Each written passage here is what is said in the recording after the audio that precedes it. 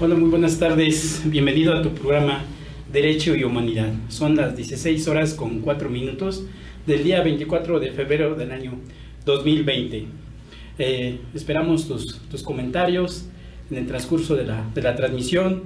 Saludos a todos los alumnos, maestros y el público general que nos ve por este medio. Bueno, el día de hoy tenemos un tema muy importante. Hoy nos acompaña el licenciado Sandro Gómez Reyes. Voy a leer un poquito sobre su currícula. Él es licenciado en Derecho del Instituto Mexicano de Estudios Superiores y de Posgrado.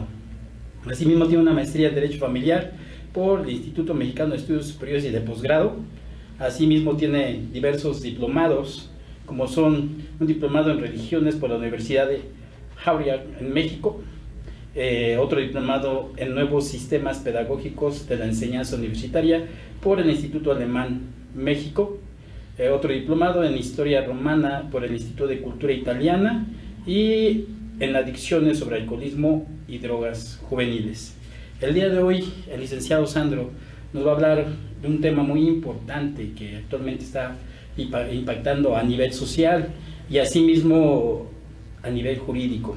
El tema que nos va a comentar el día de hoy, licenciado, es el incremento de la delincuencia juvenil y las pérdidas de los valores de la sociedad mexicana desde la perspectiva jurídica.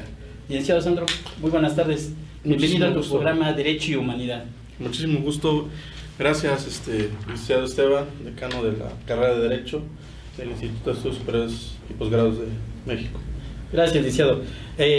Si vemos actualmente, podemos considerar a este fenómeno y problemática social actualmente que es la delincuencia juvenil. Sabemos que esto ha causado un gran impacto a nivel social y a nivel también normativo, ¿verdad? Y que vemos que actualmente ya los chicos o los menores de edad que cometen algún tipo de delito, de alguna forma ya son considerados hasta, ya antes miramos que era de 15, 16, 17, 18 años, ahora vemos que ya son pequeños de 9, 10, 11 años, ¿no? Que de alguna manera se relacionan con este tipo de situaciones que van en contra de la norma, ¿no?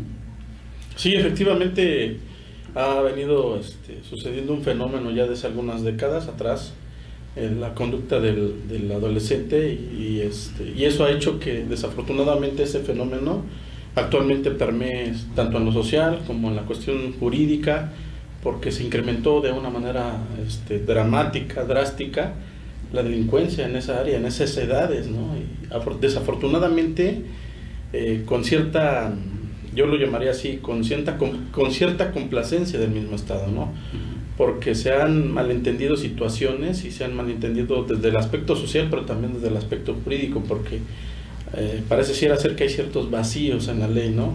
Que no hemos alcanzado a analizar y que no hemos alcanzado a aterrizar para que la norma como tal tenga fuerza, y realmente la norma sirve para lo que es, o sea, para aplicarla.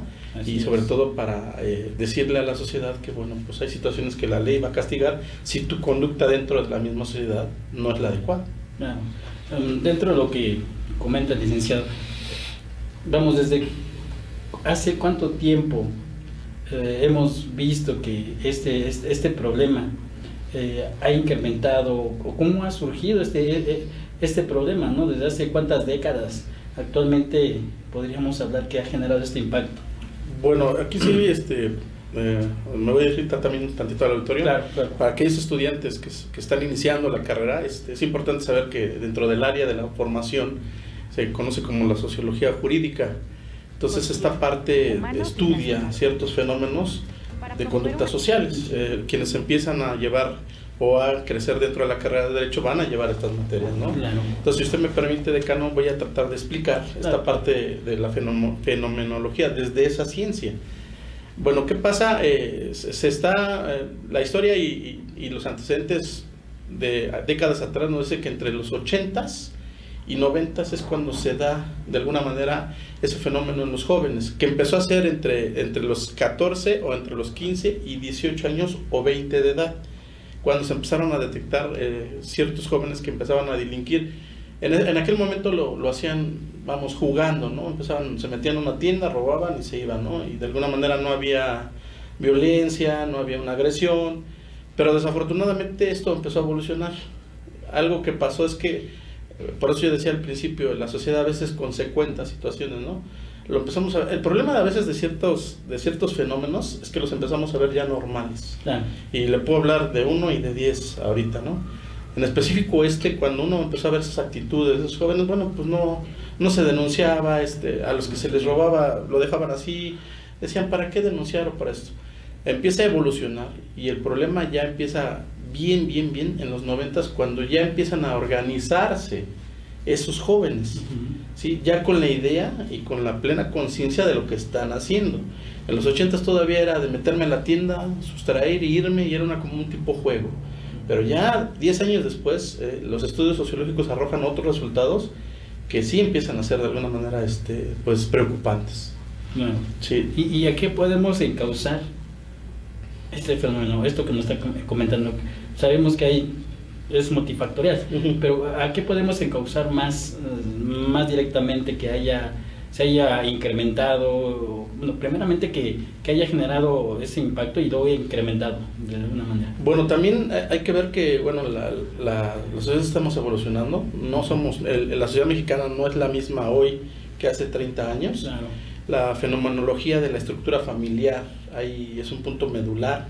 ¿Por qué? Porque entre los 80s y 90s la mamá empezó a salir a trabajar con mayor frecuencia. Todavía hasta los 80s, parte de los 70s, quien era el proveedor directo era el padre, ¿sí? Y la mamá se encargaba, tenía una tarea específica, que era la de educar, formar e incluso motivar situaciones familiares con los hijos, ¿no? Y ella era la encargada de eso que se conoce como valores, de decirle al hijo, esto está bien, esto está mal, esto no lo puedes hacer y demás.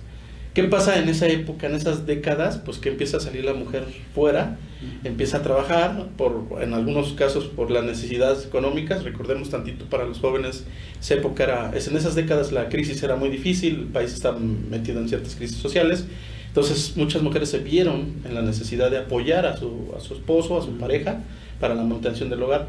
Entonces los sociólogos, tanto psicólogos como abogados estudiosos del tema, se han metido a tal grado de que detectaron que ahí empezó el fenómeno.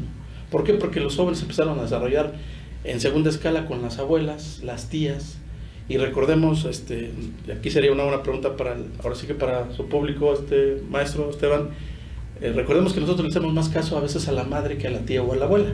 No sé si usted haya tenido algún tipo de experiencia. En mi caso, cuando mi mamá me encargaba con mi tía o con mi abuela, digo, yo no me le hacía caso cuando estaba mi mamá, porque cuando ya no estaba, bueno, hacía lo que yo quería. Entonces, cuando viene esa parte de educar, que ya las tías o las abuelas empiezan a educar, se pierde esa fuerza moral. Así es. ¿Sí? Entonces, esa parte es la que empieza a detonar que el joven empiece a visualizar lo que no encuentra en el hogar, en la casa, en la calle. Entonces, podríamos decir que hay dos partes, ¿no? Una, la cuestión política, económica y social que se está viviendo en ese momento, y que de ahí hacia la fecha, pues de alguna forma han ido generando cambios, ¿no? Y la otra, como dice, el aspecto ya familiar. Familiar moral, sí, lo que se conoce como educación, la educación que recibimos en casa. Porque también hay un fenómeno que ahora se cree que ahora las instituciones o las escuelas tienen que educar, ¿no? La educación, esa es una teoría mía. Yo creo que tal vez su mejor opinión, maestro, pero la educación la recibimos en casa. Claro. ¿Sí? La educación, la formación, los valores morales, ¿sí? Y venimos a reforzarla a las instituciones educativas. Así es. Aquí está pasando un fenómeno ahora medio raro. A veces como que la gente cree que uno tiene que mandar a los hijos a que se eduquen en las instituciones. No, la educación viene desde casa. Por eso, bueno, yo que soy de índole veracruzano, un estado precioso, por cierto, hermoso estado mío, Así es. Se piensa o se creía en esa época que pues efectivamente los valores los adquiríamos. Ahora, desafortunadamente, el cambio y la evolución también de la familia, se piensa que nosotros, o bueno, las instituciones o los maestros de la escuela tendrían que educar, y ahí sí es donde yo no creo que debiera ser por esa forma, ¿no? Porque también hemos evolucionado en esa parte. Sí, de hecho, hay una falta también de conocimiento del aspecto. Por ejemplo, ahorita hablabas de los valores. preguntamos qué son los valores, a veces no Sí. saben definir. ¿Cuántos valores tenemos? Tampoco no podemos definir. Sabemos que tenemos 52 valores, hay contravalores. Y por otra parte, también lo que es el parte del derecho humano, ¿no? Que es otra parte también importante. Bueno, acaba usted de tocar un punto modular, el maestro Esteban. También tenemos que aprender a definir qué son los valores, ¿no? Así es. Porque los valores que pongo entrecomillado, que nos dan en casa, pues se da a demostrar que son valores primarios. Y esos valores primarios son muy cortos, son muy chicos, son muy pequeños, por decirlo así. O son pocos, vamos ya. Que es el respeto al mayor, que es el respeto. Ese tipo de valores son los primarios. Pero aparte de esos valores, existen efectivamente más de 41, que se conocen como valores, más de 41 tipos, por decirlo así, tipos de valores. Aunado a que con la evolución de esa época hasta el día de hoy, dentro de este fenómeno entra un tercer actor, que es lo que se conoce como los llamados derechos humanos, que es en donde la ley intenta, vía los derechos humanos, la ley intenta de alguna manera apoyar a los derechos humanos, pero a veces esa parte ha sido mal entendida, ¿no? Entonces, por eso nos ha estado costando trabajo, por ejemplo, los profesionales del derecho, a transmitir esa parte. Por ejemplo, cuando yo he ido a foros o me invitan en esa situación, he tenido esas situaciones de preguntas y me dicen, bueno, maestro, pues entonces defínanos qué son los valores como tal. Sí, pero efectivamente lo que dice usted es lo correcto. Sí, porque ahorita, aunando en lo que decía, esa parte del derecho humano, ¿no? Esa parte del reconocimiento de la dignidad hacia nosotros como seres humanos, esa parte del respeto, ¿no? Hacia tu persona, tu propiedad, tu patrimonio, es muy importante y es lo que ahora se ha ido perdiendo en los jóvenes. De hecho, ya no existe ese respeto, ni a veces ni en la familia, ni en los jóvenes. Entonces eso rompe con ese paradigma que se tenía respecto a ese antecedente, ¿no? Familiar que decías, antes se tenía, ahora pues ya hay rompimiento de las reglas, de las normas desde la casa, ¿no? Desde la familia. Sí, desafortunadamente, porque hay que también hacerle saber al auditorio que desde la cuestión familiar, eso yo lo concibo así, la que lleva o la que de alguna manera educa y la que siempre apuntala a la cuestión familiar es la mujer, es la madre. Sí, porque nosotros venimos, si lo vemos desde la cuestión antropológica, social, mexicana, somos un país de matriarcado, no de patriarcado. O sea, nosotros dependemos de la figura materna más que del paterno, ¿no? Cuando esta figura ya empieza con esa ausencia, y me refiero a ausencia física y de emoción, porque puede estar, no puede estar físicamente, pero puede haber una emoción, puede haber una situación. Cuando empieza a no estar en ese círculo primario, sí empieza a haber un vacío. Los psicólogos lo conocen como un vacío emocional. Y eso ha ayudado a que el joven hoy empieza a ver perspectivas distintas, y aparte el problema o el fenómeno se agudizó cuando el joven va a buscar a la calle o a la sociedad lo que en casa tuvo que haber aprendido en una primera instancia. Claro. Aquí lo importante es también el Estado. El Estado que ha implementado, que ha hecho de alguna manera precisamente para regular o prevenir toda esta situación de los jóvenes.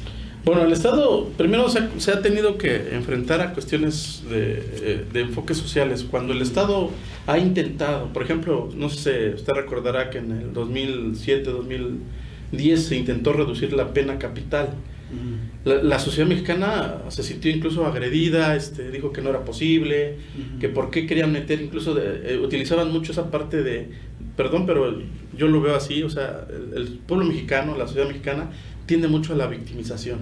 O sea, si yo no estoy de acuerdo, me victimizo para que otros se reflejen conmigo y eso ayude a que mande un mensaje equivocado. ¿Qué pasó en ese primer intento de cambiar la ley? Si gusta ahorita. Sí, maestro, vamos a un corte y continuamos. No perdamos la pregunta para que le demos seguimiento.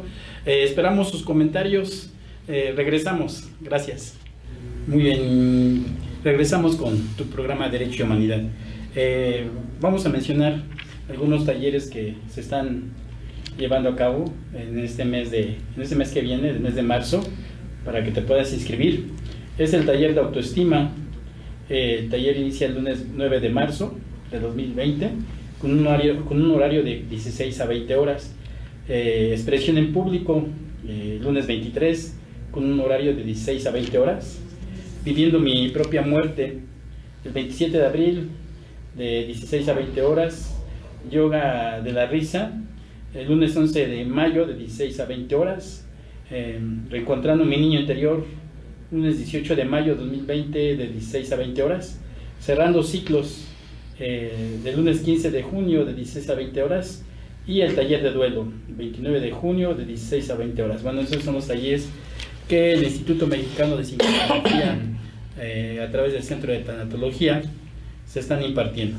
Bueno, vamos a dar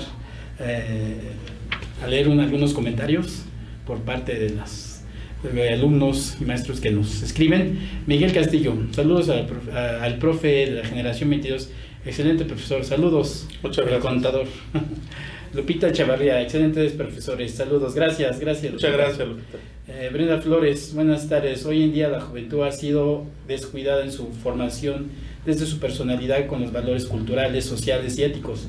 Ante todo esto era imprescindible, y todo esto comienza con los valores en casa, con amor, cariño, estar al pendiente y un regalo a tiempo. La sociedad actual es la sociedad de la tentación. Si no se tiene todo esto, puede caer fácilmente en la trampa que les tiene la misma sociedad, y que tristeza de esto va en aumento. ¿Cómo ve, maestro? Tiene algo de más bien tiene un porcentaje de una realidad su comentario, alumno. Gracias por comentar. Katy Hernández, saludos, maestro. Luis Ortiz, saludos. En mi opinión, sí estoy de acuerdo en que en casa se eduque y se den principios y valores, los cuales tienen que reafirmar en las escuelas. Es como lo estábamos hablando ahorita, ¿eh, maestro? Gracias, Luis, por tu comentario. Dulce Marés, maestro Esteban, muchos saludos y extraño sus clases, siempre aprendiendo. Gracias, Dulce, te agradezco mucho. Ya muy pronto nos veremos, ¿eh? Muy bien, maestro. Entonces, vamos a darle continuidad en este aspecto que nos quedamos. Hablamos en esta cuestión del Estado, ¿no? Cómo se ha ido generando, cómo ha ido... y vamos a decir incrementando en este aspecto las leyes o las normas en los jóvenes. Sí, bueno, en este sentido el Estado ha tenido intentos, desafortunadamente no con la eficacia que se quisiese. Cuando le estaba yo comentando antes que era el corte entre el 2007 y 2010, se intentó crear una nueva ley para reducir la edad de penas en el tipo de delincuencia. Creo que también la sociedad a veces que no se informa o que no consulta situaciones, como que divaga en esa idea, y a veces tendemos a crear una opinión a veces equivocada, ¿no? El Estado ha intentado, sí, sin eficacia, también hay que decirlo, maestro, porque el Estado no ha sido eficaz. O sea, aquí tenemos que ponderar la responsabilidad de uno y de otro, ¿sí? Porque a veces también tendemos a que todo tenga que resolver el Estado. Nosotros los ciudadanos también tenemos esa parte de exigencia y de deber, porque la ley nos invita a eso. Tenemos, sí, obligaciones, pero también tenemos derechos. Siempre vemos nada más los puros derechos, pero no vemos las obligaciones. Entonces, en este sentido sí es importante hacerle entender a quienes nos ven y de alguna manera transmitirles este mensaje, que el ciudadano igual si tiene ciertos privilegios sociales, pero también tiene ciertos deberes que la misma ley marca. En ese sentido, nosotros como sociedad nos ha faltado esa parte. Este fenómeno, por ejemplo, se ha replicado en otros países. ¿Por qué, por ejemplo, ha sido efectivo, por ejemplo, en el Brasil? ¿Por qué ha sido efectivo, por ejemplo, en la Argentina, ¿no? Que son fenómenos muy parecidos al nuestro, que los jóvenes empezaron a tener los mismos problemas. Allá, porque lograron sociedad-estado, el diálogo democrático y el diálogo jurídico, y hubo mesas de debates y mesas informativas para explicarle a la sociedad en qué derivaba ese tipo de ley. En México no ha sucedido eso. En México pareciera ser que cuando el Estado intenta de forma directa, ¿sí?, autoritaria, la sociedad se siente agredida. Entonces, para evitar eso, yo siempre he pensado que la sociedad debe de estar informada, ¿sí? ¿Qué antecedente hay, por ejemplo, cuando solo hubo un boom, pero fue efímero, cuando lo del Ponchis? Así es. Hubo gente que decía que era un criminal y que se le tenía que tenía que tener las penalidades de una persona mayor, ¿sí? Otros no, otros decían que no, que pobre joven, que porque creció con sus abuelos y que no tuvo una cuestión de moral y de valores, y que como fue abandonado en ese círculo primario llamado familia, pues que no, que lo tendríamos que comprender y que nosotros tenemos incluso que protegerlo al Ponchi, ¿no? Y bueno, uno ve, estudia a este fenómeno, a este joven. Yo en un estudio de hace 2 años estudié 3 casos, entre ellos el del Ponchis, otros 2 de Tamaulipas, y de una jovencita que mató a un amigo porque era su novio, lo corta y la chava lo descuartiza con una hazaña en Tamaulipas. Entonces uno se pone a pensar, ¿qué es lo que en el joven ha motivado este tipo de acción? ¿Por qué ha motivado este tipo de acciones? También ha influido el medio social en el que vivimos. No sé si usted esté de acuerdo conmigo, maestro, pero por ejemplo hoy en este tiempo real, y la audiencia no me podrá o que me haga una observación, yo invito dentro de la opinión que me haga una observación, las famosas series. Sí. Las famosas series, desde mi perspectiva, es una influencia negativa en los jóvenes, claro, porque les venden una idea de que si te vas a este mundo del narcotráfico y andas con botas y de sombrero vaquero, y que hasta guapo te vas a ver, y que vas a ganar mucho dinero y que vas a tener poder y que nada más es pasarte a ese bando, ¿no? O sea, eso claro, es una situación que ha influido en los últimos años para que los jóvenes, ¿sí? Aparte que los cárteles se han dado cuenta de ese fenómeno, que los jóvenes vienen careciendo de situaciones y son un cultivo primario para decir, te jalo, de entrada te doy la llave de un carro nuevo, ándale, lúcete, ve por aquí por allá, pero cuando yo necesite que ejecutes o hagas lo que yo te pida, lo vas a tener que hacer, porque si no, te vas a meter en el mío. ¿Sí? Sí, y como dices, los menores se han visto utilizados precisamente para delinquir y de alguna manera también ser como un medio, ¿no? Para que ahora sí los delincuentes verdaderos, o sea, consigan, ¿no? el objetivo, y en este caso tú lo decías ahorita, ¿no? El narcotráfico, ¿no? Donde vemos que actualmente a mucho joven lo comienzan a elegir, ¿no? Para que participe en este tipo de eventos, porque saben que a lo mejor actualmente ese joven como infractor, como menor, va a estar ahí un tiempo, ¿no? Y posteriormente va a salir, ¿no? Por ser un menor de edad. Entonces, de alguna manera, esta parte de la penalidad también es muy importante, ¿no? En la actualidad. Sí, qué bueno que toca usted ese punto, maestro Esteban Silva. Aquí es en donde sí tenemos que ver lo que el Estado ha dejado de hacer. Así es. El Estado le ha faltado ese impulso y le ha faltado ese análisis y ese estudio sobre estos fenómenos. Le ha dado más importancia a otros que, pero que no tienen peso dentro de la sociedad, y han dejado en el vacío esta parte. ¿Por qué? Porque meterse a este tipo de fenómenos pues no da rating, no da popularidad, no da estabilidad como Estado, ¿no? Porque esto va a originar que tengamos que trabajar el problema a profundidad, ¿no? Otra cosa que también la misma sociedad aporta para que estos jóvenes no se busquen otros caminos es la falta de oportunidades. Hoy hay menos acceso a las universidades públicas, menos acceso a talleres formativos, porque incluso las escuelas de formación de talleres formativos se están desapareciendo. Ya no hay esas típicas escuelas de artes y oficios, ya no hay ese tipo de escuelas que hacían técnico al joven, que si igual no podía estudiar una carrera larga, pudiese especializarse en un área, no sé, en refrigeración, en radio y computación.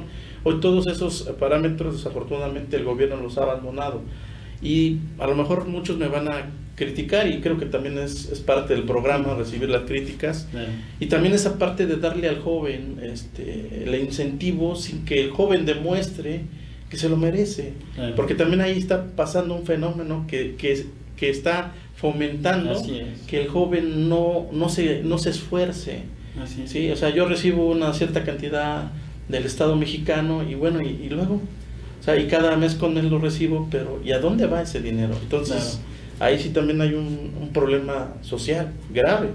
Sí, porque yo creo que con esta parte que dices tú, licenciado, no vamos a acabar con el fenómeno, al contrario, aquí se ve esa parte como de querer cubrir esa parte de sus necesidades, pero sabemos que esto se va de otra manera, ¿no? En cuestiones que no son directamente para lo que se beneficien crearon, al menor, ¿no? En este caso, si es para la escuela, pues todo lo que se requiere para la escuela. Esto tiene otra finalidad y lo vemos desde la familia también, sí. Es esa parte, ¿no?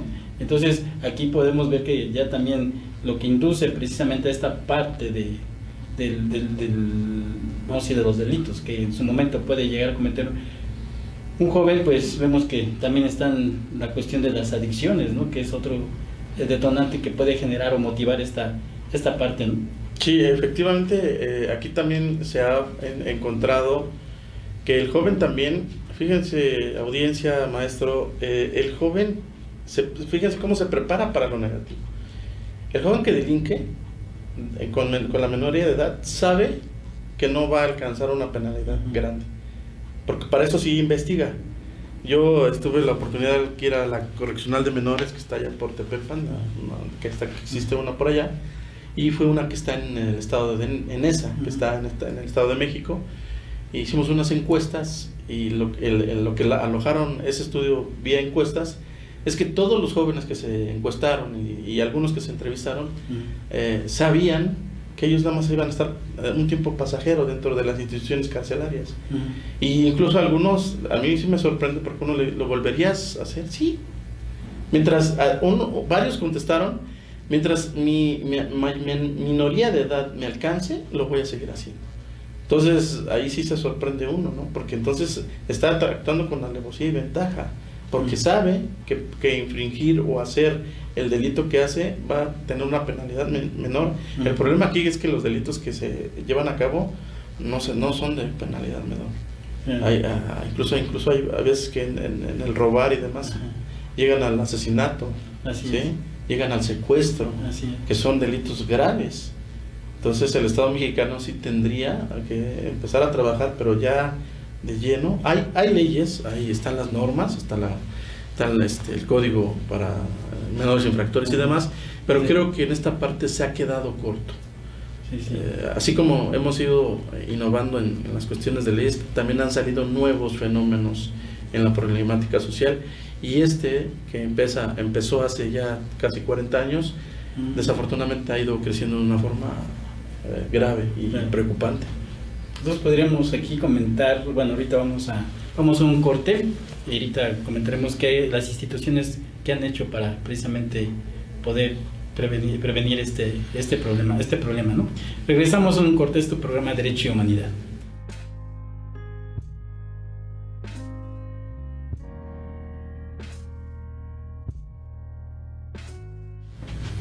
Regresamos a tu programa Derecho y Humanidad con el licenciado Sandro Gómez. Vamos a comentar también algunos diplomados que actualmente también tiene el Centro de Tanatología y Terapia de Duelo.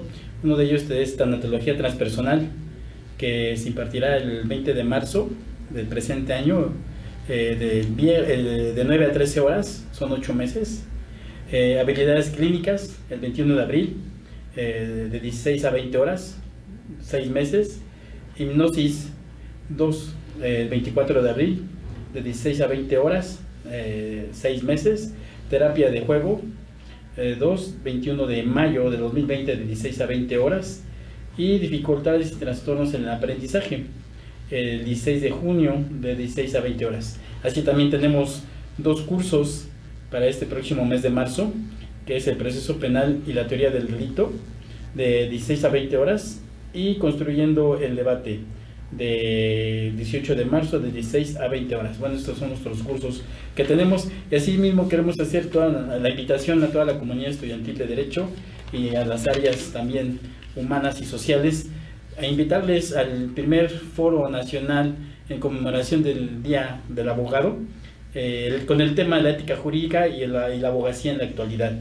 Se llevará este próximo sábado 29 de febrero de 9 a 17:40 horas en el auditorio del Instituto Mexicano de Estudios Superiores y de Posgrado, aquí ubicado en Montevideo 517, San Bartolo, Atepehuacán, Alcaldía Gustavo Madero. Los invitamos para que puedan participar y recuerden que siempre es importante actualizarse y estar dentro del conocimiento.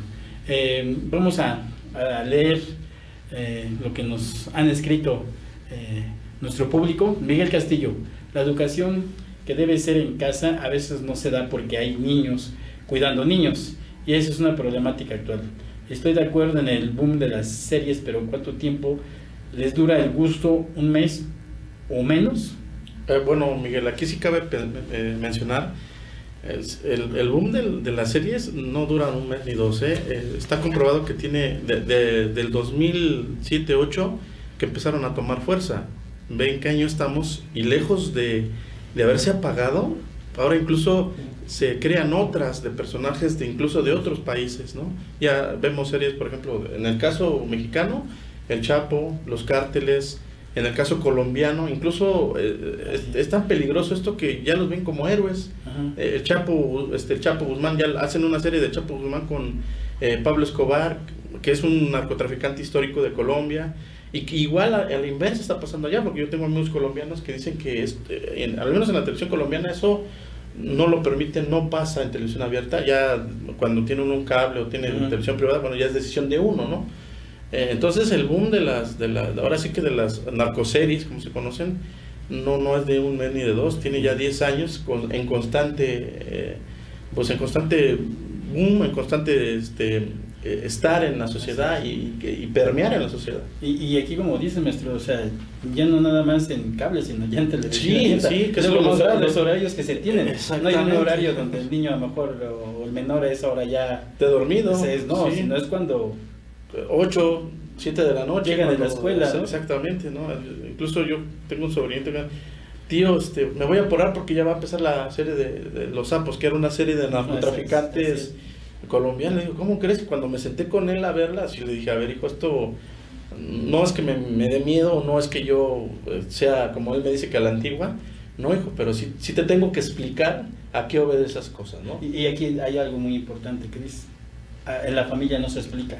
O sea, no le dices ok, lo ves, pero explícale qué está bien y qué está mal. Qué es verdad y qué no. Aquí el mayor problema es que, pues sí, se sienta a verlo y sin que nadie supervise, ¿no? Sí. Esa parte del niño de lo que está viendo, porque al final de cuentas, si lo vemos de una manera multidisciplinaria, mentalmente, psicológicamente, él ya se está proyectando, está imaginándose dentro de ese proceso de series, sí, ¿no? Que es lo que más impacta. Efectivamente, maestro, sí. Y luego vemos el problema en las escuelas, ¿no?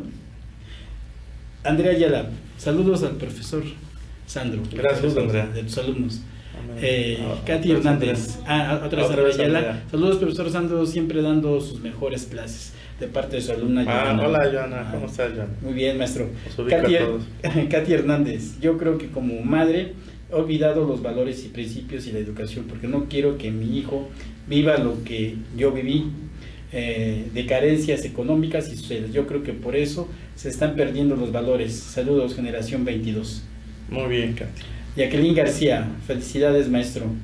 Betty Soto, excelente tema y con un excelente docente. Saludos y un fuerte abrazo para el licenciado Sandro Reyes. Muchas gracias Betty Soto. Cristina Estefanía Solano Heredia. También sucede que en las redes sociales las personas siempre muestran cosas extraordinarias y los jóvenes, siendo tan influenciables, buscan la forma de llegar a ese ideal de la forma que sea, ¿no? Y que es lo que estamos comentando. Es lo que efectivamente estamos comentando, Cristina Estefanía. Sí, ahora, yo parto de la máxima que no es que prohíbas. O sea, no puedes decirle a tu hijo, no te metas a esta página, no subas, no entres a Facebook, no entres a Twitter, no. Yo creo que no se trata de prohibir, porque eso paradójicamente motivaría al joven o al niño a buscarlo, a buscar esa parte que le prohíbes. Lo que sí yo invito es que siempre se dé un espacio con los hijos y sentarnos y decir, a ver, esto que está pasando o esto que tú ves tiene una carga, el 40% tiene una carga de una realidad que existe, pero el 60% de la otra parte es fantasía y no sucede como en las series, como ciertos programas que pasan, está sucediendo. O sea, no llegas, ganas los millones y porque te dieres ese grupo eres feliz, como luego hasta incluso salen cuestiones de romance al narcotráfico lo embisten en esta parte tipo telenovelesca, de que primero fue bien malote, en la transición de la serie incluso lo ponen como mártir, y el malo es la policía, el malo es el Estado, miren cómo le pegan, o sea, y al final la mujer que lo ama, ¿no? Y se va con él, ¿no? Eso no no sucede. Perdónenme, jóvenes, pero eso no sucede, y es importante que este tipo de programas lo pueda transmitir. Eso no sucede. Claro. Diana González Pérez, efectivamente la sociedad está muy dañada por la misma televisión, que muestran cosas irreales, lo que estábamos mencionando ahorita. Lo que estábamos de hablando, cierta ya, forma, muy bien. uno lo sabe, pero a veces solo queremos imitar para ver si funciona en la vida real. Y si es cierto, una de las partes que es la imitación, y es lo que hacen los jóvenes. Los jóvenes imitan, es más, hasta la vestimenta, empezamos por la vestimenta. Y se andan hasta cantando los corridos. Sí, hasta sí, se sí, lo saben sí, ya sí, de, sí. de memoria. Sí, de hecho, hasta incluso tan ha permeado en este boom social del narcotráfico, que incluso las cuestiones musicales, sociales, han incrementado. Cuando el joven de ciudad regularmente era muy raro, en los 80s, parte de los 90s, que se escuchara música de Sinaloa, de Zacatecas, o la llamada música de género de banda, ¿no? Ajá. Ahora incluso está comprobado que hay una tendencia del joven a escuchar este tipo de música, precisamente por eso, o sea, por el constante exaltar Así es. al delincuente, al narcotráfico, ¿no? La letra, Sí, lo, sí, lo sí, que sí. dices, ¿no? Sí. La letra, lo que dice, o sea, eso como te genera ese el transformarte, el ubicarte, ¿no? Como el estar ahí, Sí. tomar ese lugar. Sí, de ¿no? decir, voy a llegar ahí, puedo hacerlo, ¿no? Cuando esto es una idea totalmente equivocada, ¿no? Los jóvenes, creo yo que los jóvenes en México, la mayoría, son gente inteligente, jóvenes que sí, efectivamente están ávidos de una situación de oportunidad, pero yo siempre le he dicho a mis alumnos en aulas que yo manejo 3 formas básicas para poder conseguir todo lo que esté al alcance de uno: la disciplina, el amor por hacer lo que te gusta, y sobre todo la necesidad, la honestidad en el acto de hacer. Claro. Si en estas 3 lo conjugas en una decisión y en una acción, no necesitas ni hacerte narcotraficante ni ser un delincuente. Las cosas se darán porque es parte de la vida, es el desarrollo de la vida. Y además todo es un proceso. O sea, no podemos obtener las cosas así como que rápido, es un proceso. Y como tú dijiste, para poder lograr, se requiere parte de esa disciplina, ¿no? Parte del trabajo, parte del estudio para poderlo lograr. Así, y es lo que nos han generado o nos han dejado esa herencia, ¿no? Que para tener eso rápido, intégrate a la delincuencia organizada. Es que es la idea fundamental, narco.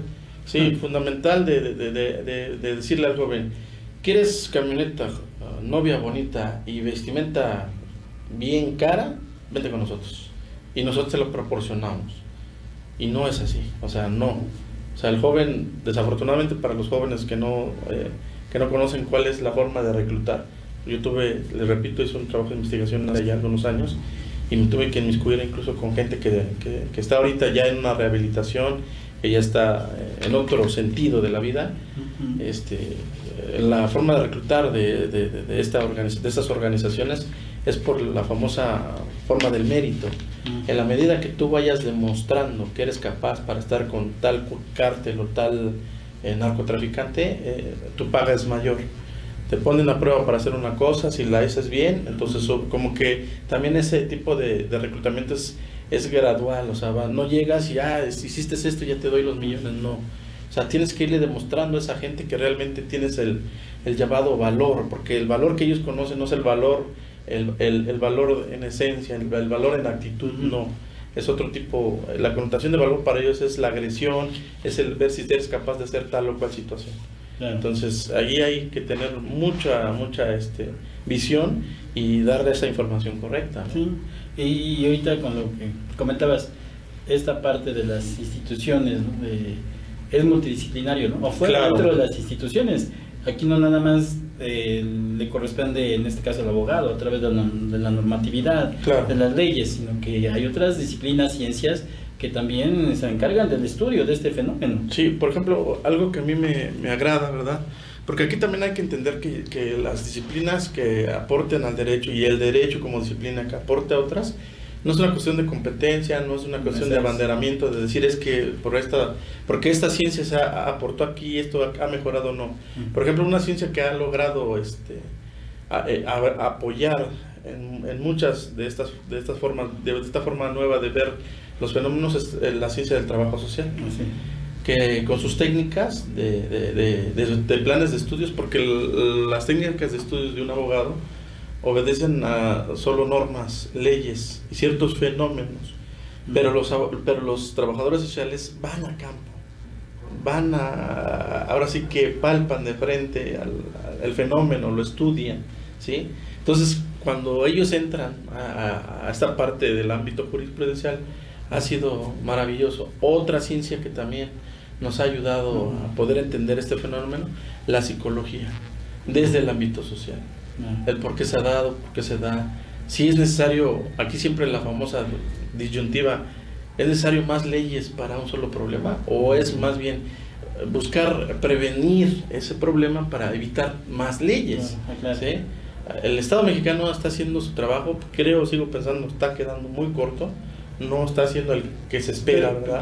Pero al hablar de, como mencionas, es un momento de Estado, no nada más vincula al gobierno, sino a la sociedad, porque como sociedad, yo lo veo, estamos mal, ¿no? Estamos mal como sociedad, de alguna manera, desde lo que estamos hablando ahorita, no representar o no supervisar, no comunicarse precisamente con ese adolescente, ¿no? Como sociedad, o sea, ser muy permisivos en esa parte con los menores, aparte de los factores, ¿no? Económicos que también, o políticos que se presentan, como lo decía desde un principio, ¿no?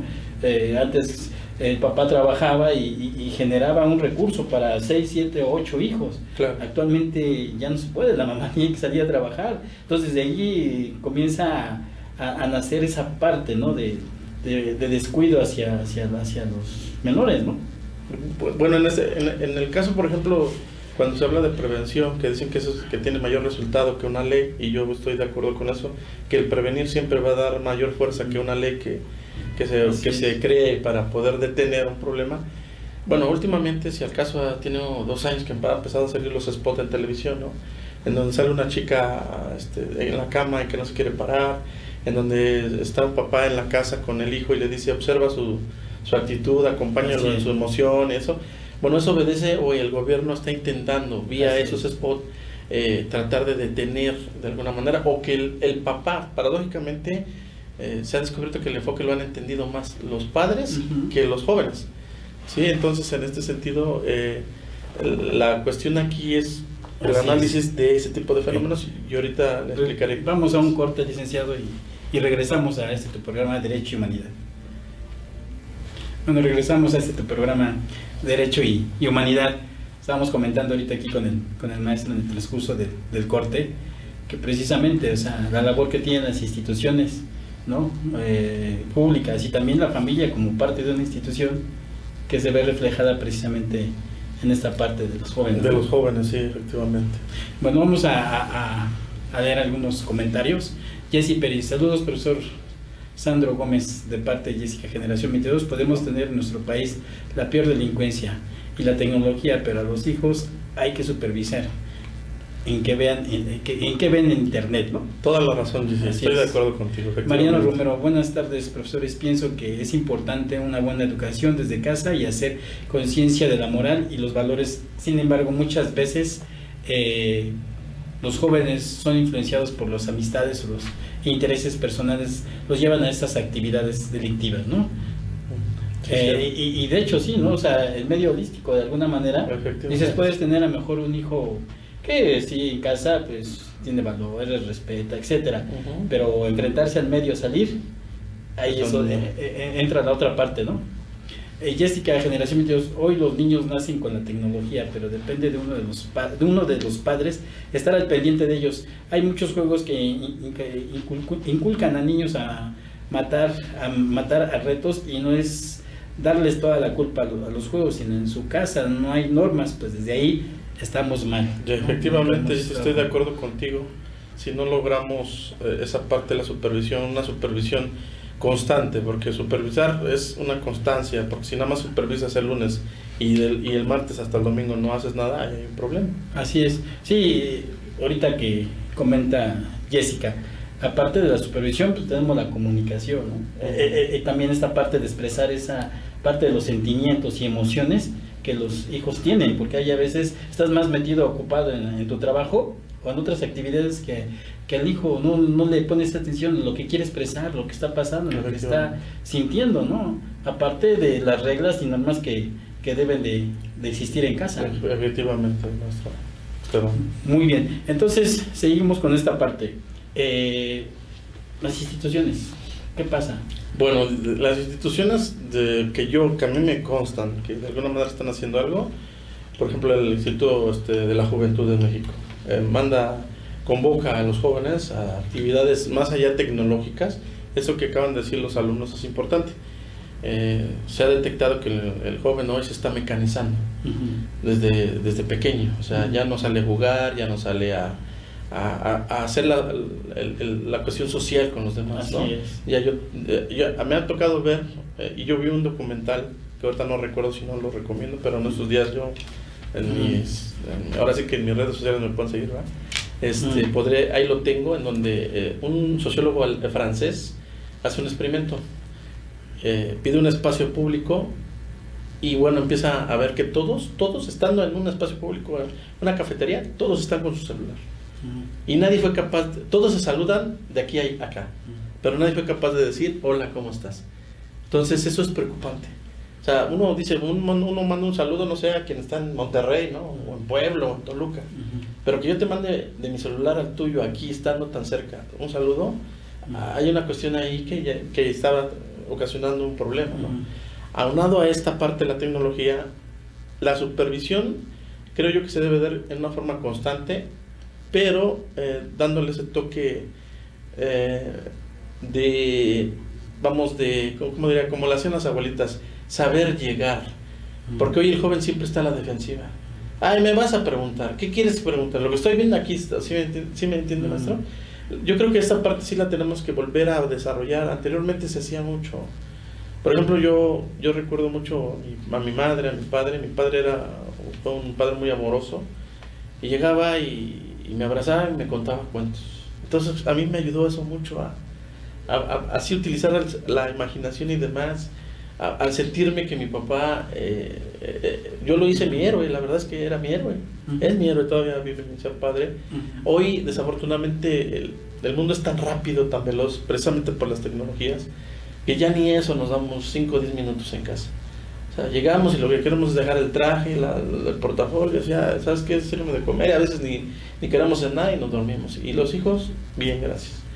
Otra situación que está haciendo la Comisión Nacional de Derechos Humanos a nivel nacional y a nivel local, pláticas educativas, pero ahí se están invitando a los padres a que vayan con uno o con los hijos, dependiendo si tienen 2 o 3, que vaya con los 3 o que vaya con el mayor, para que después ellos desarrollen ese tipo de pláticas ya en casa. ¿Sí? Con trabajadores sociales, con abogados, con psicólogos. Otra situación que yo veo que está haciendo, por ejemplo, el Instituto de la Mujer, orientar a las jovencitas.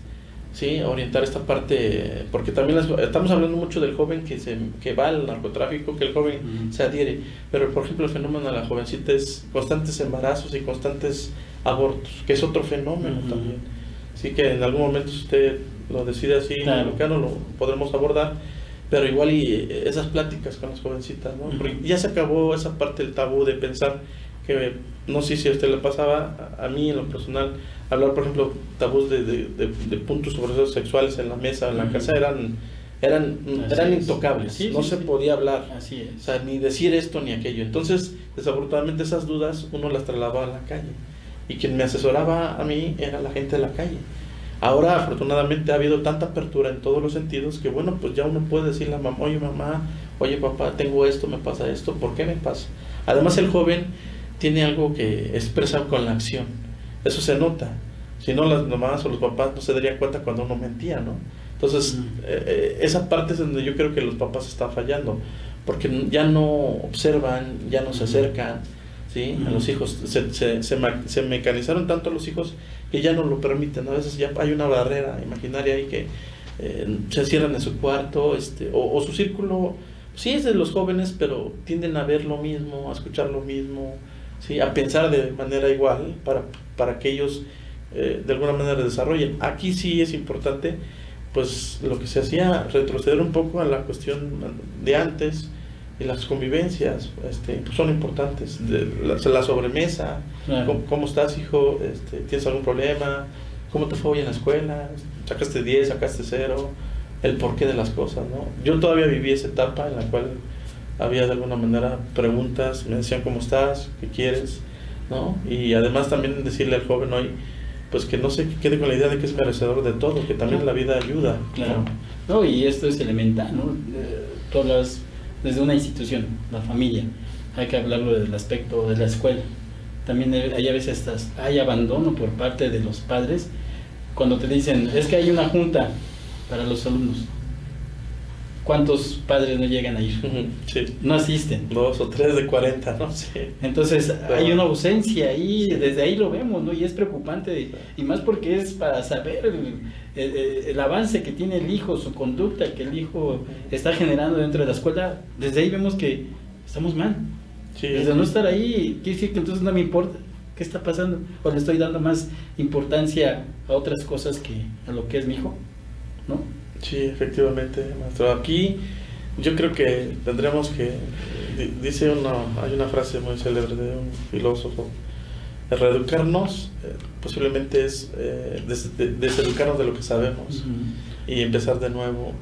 Y él invita al que el comienzo del nuevo aprender, en esta casa lleve una carga de un razonamiento y una carga de moral para que ese volver a aprender sea eficaz. Así es. Sí, entonces yo creo que en ese sentido pues es un tema muy importante y podríamos estar hablando más tiempo y desafortunadamente el tiempo se nos ha terminado, pero ¿cuál sería su conclusión, licenciado, respecto a este tema? Bueno, mi conclusión es que no todo está perdido, que la sociedad mexicana ha demostrado una y otra vez que se puede reinventar, y que nosotros los profesionales, los que estamos en el área de docencia y los que estamos en el área de investigación, aportemos lo necesario, demos los elementos y que el Estado haga su trabajo, simplemente su trabajo.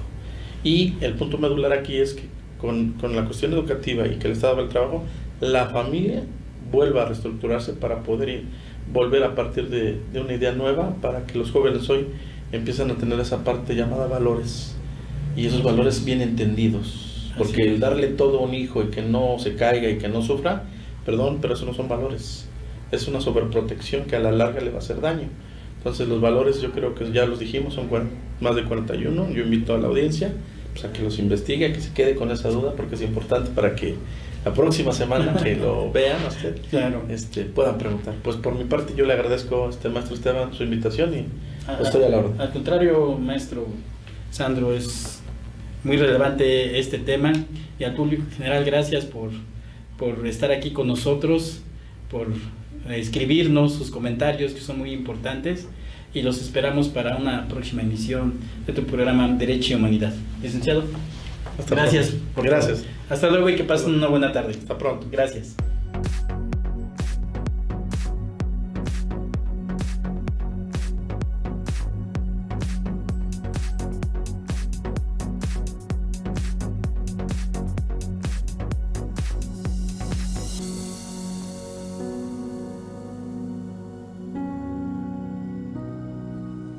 Déjanos tu opinión en la caja de comentarios.